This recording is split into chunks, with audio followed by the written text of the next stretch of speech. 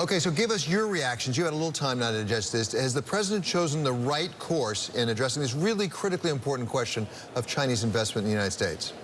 I think he has. I think that this is a better course of action, and they indicated that they're going to use a legislative approach as opposed to what they were talking about previously, and I think that makes more sense. And if you look at the concerns that we've had about potential retaliation from China with respect to what the administration had been proposing, I think this is sort of walking back from that a little bit, and to me represents a more thoughtful, logical approach, which I think makes sense, and I hope that it sounds like at least the markets are receiving it favorably. So, Senator, you referred to the legislative approach, and that is the redoing of the CFIUS, so-called CFIUS, that Committee on Foreign Investment in the United States, redoing of that legislatively. Where does that stand right now? As I understand it, it would be expanded and strengthened. Where is it in the Senate? Where is it in the House? Well, I think right now in the Senate, at least, it's in the purview of the Banking Committee, and they've reported some legislation out. My guess is that we'll probably have some other, when it comes to the floor, there are other ideas about how to amend it and make it stronger, but you're absolutely right. It really comes down to strengthening that statute and giving it a little bit more oomph when it comes to dealing with some of these potential investment decisions that other countries might make that have national security implications. And so I think that's a correct approach. And as it moves through the process, it'll be open, presumably at least, to amendment, and we'll see, hopefully in the end, a product that will represent something that really will be effective in terms of the desired goal.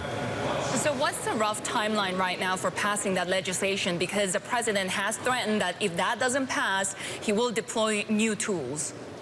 Right, and I think that's kind of puts the onus back on the Congress and suggests, Sherry, that we need to move fairly quickly on this. My guess is that we'll be looking for some sort of legislative vehicle that is moving here fairly soon, and obviously there is a bit of a sense of urgency simply because I think most of us realize that if we don't act, then the president will do something through administrative action, which might be, in our view, worse. And so I think the idea that we can do this and come up with a legislative solution makes more sense, and I hope that we'll be able to do that in a timely way.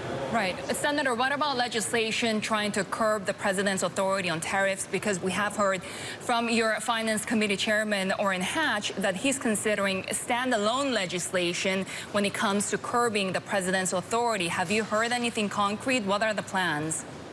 I think that's a potential option, is doing a standalone bill.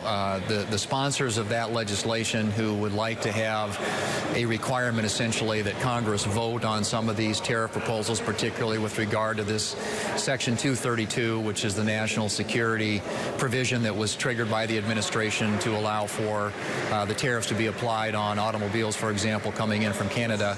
And there's a concern up here that that's a misuse of that law, and that we ought to have an opportunity, Congress ought to have an opportunity to vote when the administration chooses to use that as the predicate for making some of these tariff decisions. So my guess is that we will have a vote on that. The question is when and where. And I think what you are hearing from the chairman of the Finance Committee, Senator Hatch, is that perhaps a standalone bill on that might be a better way than trying to bring it up in the context of the Farm Bill, for example, which is on the floor this week, in which, if that amendment were attached, could put at risk passage or ultimately at least the president signing into law the Farm Bill. So it's all a question of how this gets dealt with, but I think it will get dealt with in some context because there's a lot of support for it in the Republican conference. So, Senator, you said there's concern up on the Hill about some of the ramifications of this. Do you have that concern? Are you seeing about this back in South Dakota? Because we're starting to see things like the Harley-Davidson announcement. They'll be moving production offshore. There's obviously some threats to some agricultural products. Do you see among your constituents in South Dakota a real concern about the retaliation on the action under 232? Sure, I am, and I've voiced that. We had Secretary Ross was in my office yesterday along with a number of members of our Senate Commerce Committee who voiced concerns about the impact of that action, not only on steel and aluminum, but all the ancillary and downstream impacts, and in my case particularly, as you mentioned, of agriculture, which very often gets retaliated against. And so we're concerned about the discussions that are taking place and what could happen to soybeans. We've We've seen soybean prices drop per bushel by more than $1 already. And of course, in my state, that represents about $225 million of economic impact. So yes, we're very concerned. We've conveyed to them those concerns, and we're hopeful that they will shape and modify what they're attempting to do. But the legislative attempts that you're hearing about up here really are in response to a perception, at least by a lot of members of Congress, that that is not what 232 was designed for. It is a provision in law, a statute that's designed to give the president authorities when it comes to national security matters, and that the way in which it's being exercised now doesn't qualify as that.